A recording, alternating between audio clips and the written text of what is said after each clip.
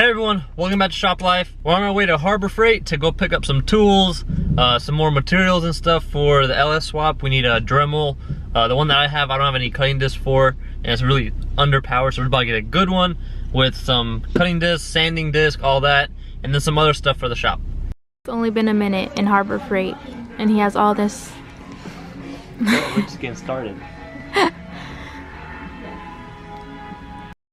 But anyways, we got back from Harbor Freight, then I just got to work on this E92 328i.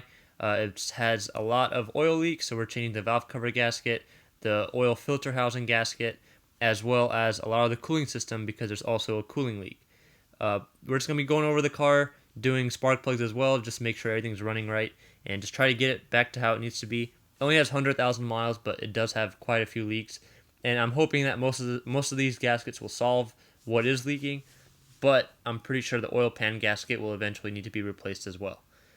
But anyways, I'm starting to get a lot more of these E90 and E92s in now because now they are aging, they're getting cheaper, and most of these gaskets are at the end of their life. So most of them are actually a huge mess. Like this one, from the top and just looking at the car, you might not think it's that bad. It's got 100,000 miles, but because of the spots where the oil is leaking, it's getting over the entire car. On the underside, everything is coated with oil, and it's just really messy. And I don't really like working on these cars because of that. Whenever they do start leaking, and they just don't stop, and everything just gets coated. When the oil gets on all the rubber hoses, like the cooling system hoses, it starts to make them spread out even more and expand, and that's when they start leaking.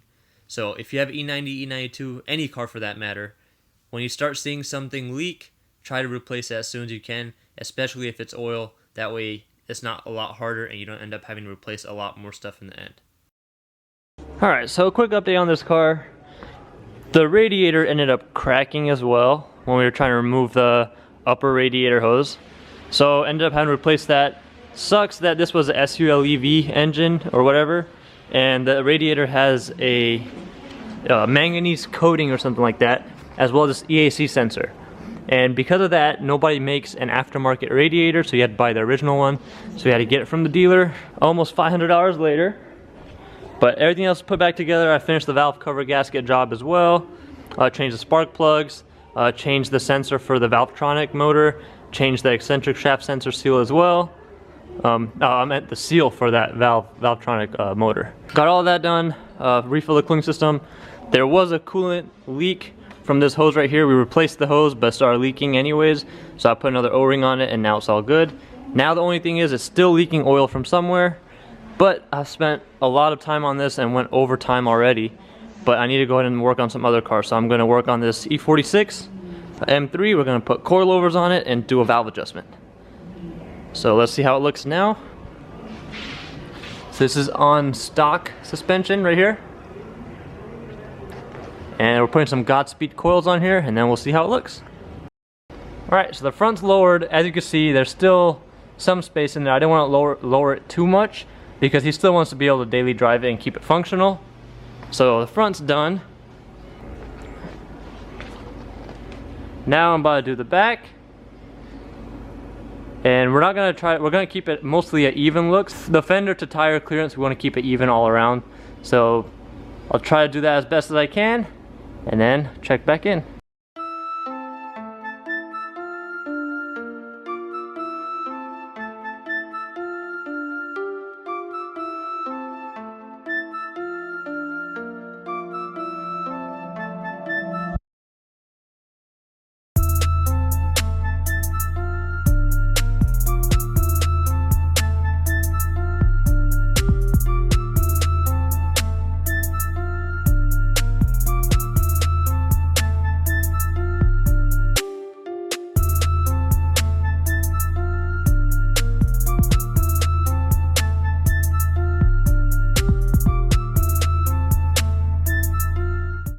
All done with this side, now on to the other side.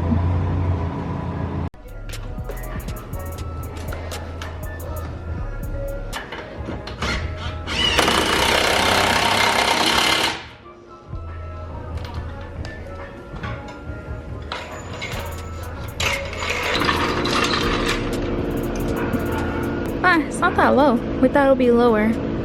So this M5 just stopped by. His car is going into limp mode, so he's gonna try to figure it out right now. But yeah. Oh, so he just told me that it's the e-brake. So let's see.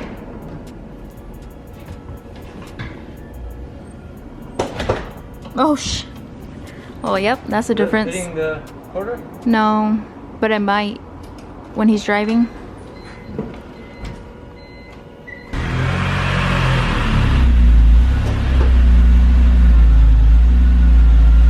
Perfect. It's perfect? Oh, never mind. Why go any lower?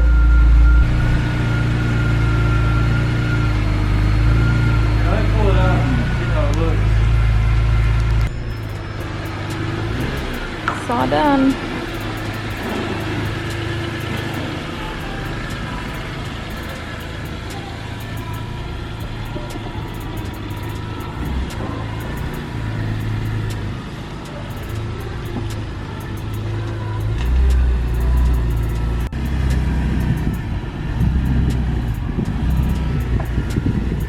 It's perfect in the back.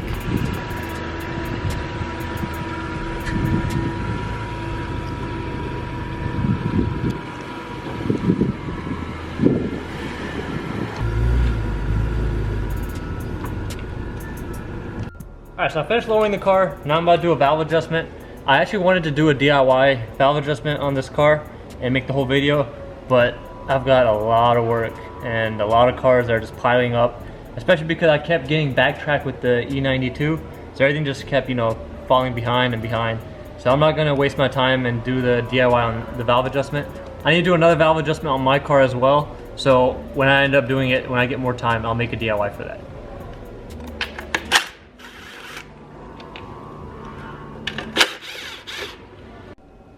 Alright, so I just finished up checking all the valves. Only a couple were out of spec, so we went ahead and adjusted them, put new shims on there.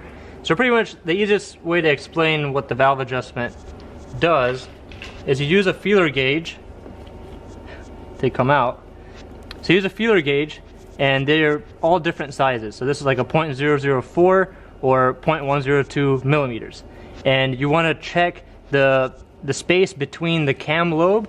So when these are pointing straight up, like this one right here is pointing straight up, that's when the cam lobe, and you want to check the space between that and the rocker. And pretty much the best way to do it is just take the shim and you stick it underneath it. So like on the intake side, which is this side right here, you want it to be around between 0.18 and 0.22 millimeters. So this 0.008, you want to get it underneath there, and this one fits almost perfect. If it's too tight, then you want to get another size and see exactly what the clearance is in between them, and that one fits perfect too. So, and if there's too much space and it goes very smoothly, you want to try to go one size bigger, see if it fits. And you just want to make sure all of them are in spec in the same range as they need to be. And if they're not, then what you do is you pull up this little protector right here. When you pull that protector up, then you have to use that special tool to remove the shim that's already there. Pull that shim out, measure it with a caliper or a micrometer, and figure out what size shim needs to be in there to get it back into spec. Then change the shim, put this cover back on, and I'll just hold everything in place and you're good to go. Simple as that. Oh, and in order for you to change where the cam lobes are, because you have to keep doing it and keep rotating the camshafts, you just get your socket on your crankshaft pulley and turn the entire crankshaft. But make sure to have the car in neutral and the e-brake can be up. Bam! Now let's put everything back together.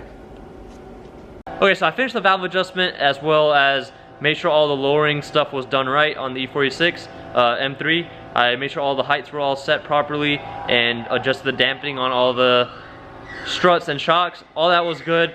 And as far as the E92 goes, the valve cover itself actually was bad because the PCV valve is built into that valve cover and it had failed. The diaphragm had failed, which resulted in a huge amount of vacuum being pulled in from the crankcase. So I actually had to buy a whole new valve cover since that is a SULEV motor. That PCV valve was built in, so we had only way to fix that was to get a whole new valve cover. So we got that, replaced that, finished that up, and went ahead and sent that on its way. But anyways, that's it for this video. Make sure you go check out my main channel at Shop Life TV. Go check out BMW Selena's channel for her LS3 swap updates, which we'll have a bunch of those soon. Also, if you have any questions regarding your car, or you want to schedule an appointment to get some work done by me at Alpha Motorworks in Alhambra, feel free to go ahead and message me on Instagram at ShopLifeTV. And that's it for this video. Thanks for watching.